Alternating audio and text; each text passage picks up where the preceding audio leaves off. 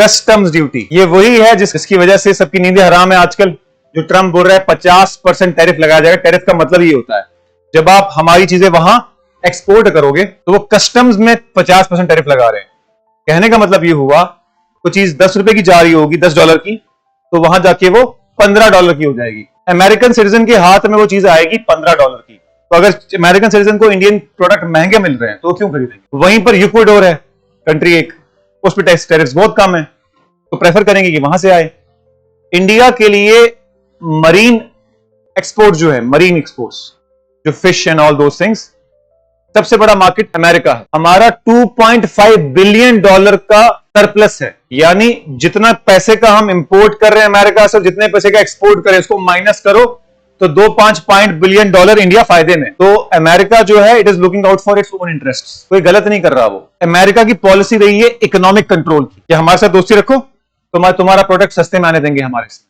लेकिन ट्रंप थोड़ा डिफरेंट किस्म का आदमी है, वो इगोइस्टिक है, उसके लिए अपना ईगो ज्यादा इंपॉर्टेंट है। तो वो ये भी बोल रहा है, अभी तो मैंने 50% ही बोला है, उससे ज्यादा भी कर सकता हूं, पहले 30% बोला था।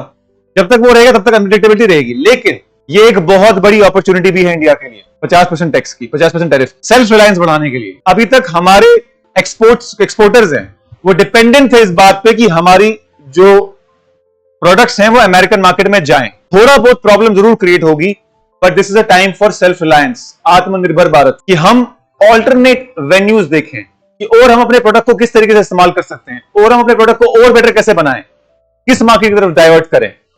This is a good opportunity, क्योंकि 1991 में भी यही हुआ था, we were forced for reforms, उसका फायदा हम आज उठा रहे हैं। 91 तक हम रिफॉर्म करना नहीं चाहते थे, we were forced for reforms, आज भी हमें फोर्स किया जा रहा है, तो इट्स अ गुड अपॉर्चुनिटी। बहुत सारे इकोनॉमिस्ट और बिजनेस लीडर्स कह रहे हैं it's a very good opportunity, और शशि थरूर कह रहे हैं कि 50% टैरिफ अगर अमेरिका लगाए तो उनकी चीजों भी 50% लगाओ। इकोनॉमिक वॉर टाइप है, इसके प्रोस कॉन्स दोनों हैं, लेकिन at the same time current government and our infrastructure should be ready कि हम इस टैरिफ वॉर को संभाल सकें, क्योंकि सबसे बड़ा नुकसान होने वाला है मरीन एक्सपोर्टर्स का। उनका 60,000 करोड़ का बिजनेस हर साल का होता है अमेरिका के साथ, वो इफेक्ट हो जाएगा। या तो अब हम अपने प्रोडक्ट और भी एफिशिएंटली क्रिएट करके इतने सस्ते में बनाने लगे कि वो टैरिफ ऐड होने के बाद भी हमारी चीज सेम ही रहे, तो हमारे प्रोडक्शन प्रोसेसेस एफिशिएंट हो जाएंगे। या फिर हम अपने प्रोडक्ट को डाइवर्ट करें किसी और कंट्री की तरफ, बात समझ में आई? या फिर हम अपने उन फार्मर्स को, उन एक्सपोर्टर्स को, बिजनेसमैन को जो डिपेंडेंट थे एक्सपोर्ट्स पे, उनके लिए ऑल्टरनेट वेन्यूज क्रिएट करें। या फिर हम अपनी इकोनॉमी की डिपेंडेंस ऑन एक्सपोर्ट्स को घटाएं और कहीं और से उसको बढ़ाएं। 100 चीजें हो सकती हैं। अमेरिका ने एक बहुत ही खतरनाक गेम खेली है, यहां से इंडिया पे 50% टैरिफ लगा रहा है, वहां से पाकिस्तान को मस्त इंसेंटिव्स दे रहा है। लॉजिक उनका यह है कि आप रशिया से ट्रेड क्यों कर रहे हो, हालांकि रशिया से खुद ट्रेड करते हैं।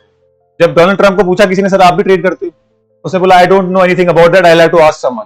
फिर बोला सर ऐसे यूरोपियन यूनियन भी तो ट्रेड करी, इंडिया से ज्यादा ट्रेड यूरोपियन यूनियन कर रही है, we will think about that.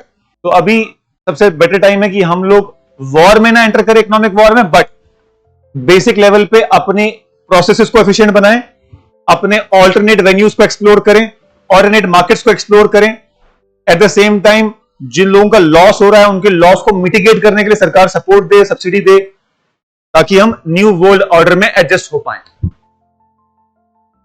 ऐसा भी हो सकता है कि ये एक बार्गेनिंग तरीका है बिजनेसमैन का। ट्रंप इज अ बिजनेसमैन, वो नेगोशिएटर टाइप है, तो उसने पहले धमकी दी अगर ये नहीं करोगे तो 50% लगा दूंगा। अब हो सकता है बीच में नेगोशिएटिंग करके कहीं 25-30% तक हो जाए। आम आदमी पार्टी के एक एमपी बोल रहे हैं कि हम 140 करोड़ लोगों को बोलेंगे कि आप अमेरिका का प्रोडक्ट यूज ना करो। ये बेवकूफी बात है। इसका मतलब है आपको एंड्रॉयड मोबाइल और एप्पल मोबाइल सबसे पहले छोड़ने पड़ेंगे, बचा क्या पीछे, फिर क्या यूज करोगे? Satellite phone. आपको फेसबुक छोड़ना पड़ेगा, इंस्टाग्राम छोड़ना पड़ेगा, ट्विटर छोड़ना पड़ेगा, फिर क्या यूज करोगे? अगर सिर्फ इतनी बात कर लो आप, तो आपका कुल मिला के आपको सोशल मीडिया खत्म करना पड़ेगा, न सिर्फ हमको बल्कि सरकार को भी। सरकार माइक्रोसॉफ्ट भी यूज नहीं कर पाएगी तो करेगी क्या? आप जेएनके बैंक जा रहे हो, वहां बोल रहे आज पैसा नहीं निकल सकता, हम माइक्रोसॉफ्ट बंद कर रहे हैं यूज करना, तो क्या यूज कर रहे हो? ठीक है, इस डायरेक्शन में अगर सरकार बैकग्राउंड में आईआईटीज को बोले कि अपना ऑपरेटिंग सिस्टम क्रिएट करो, जैसे कि चाइना कर चुका है, अपना फेसबुक यूज करो जैसे कि चाइना यूज कर चुका है, अपना इंस्टाग्राम यूज करो, it will take time, overnight थोड़ा होगा। तो अच्छी बात है, इस डायरेक्शन में बात जा रही है। अपना एआई यूज करो, बाकी चीजें यूज करो। एआई पे काम चल भी रहा है, ओला के founder Bhavish Aggarwal crew trim करके एआई पे काम कर रहे हैं। और अब जोमैटो के founder Deepinder Goyal, he is entering into space, सुना आपने? He is entering to space, satellite design and launcher वगैरह पे बात चल रही है। जल्दी विंग से उड़ान में मीटिंग होगी उनके साथ, यहीं से लॉन्च होगा।